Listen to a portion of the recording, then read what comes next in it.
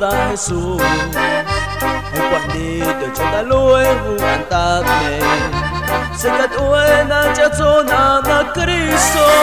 yo làm mẹ na na kiều mo na hai mà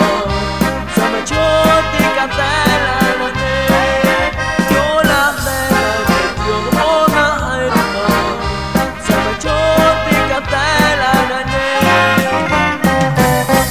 in tha ma ta Cristo ta can thao sen thao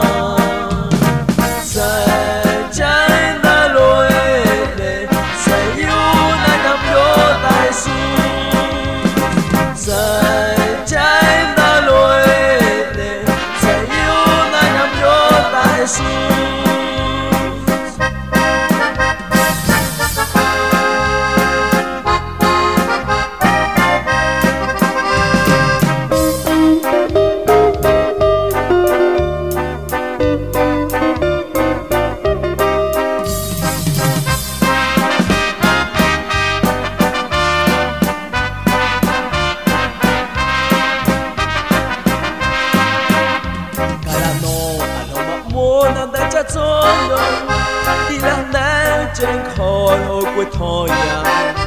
garanti ya ta Jesus ham ta này e na hawa nam đây mà ta chỉ mà ô quê lui nè ta cho mà chân thang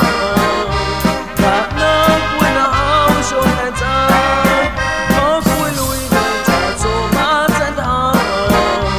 ta na quê na hao cho ta ta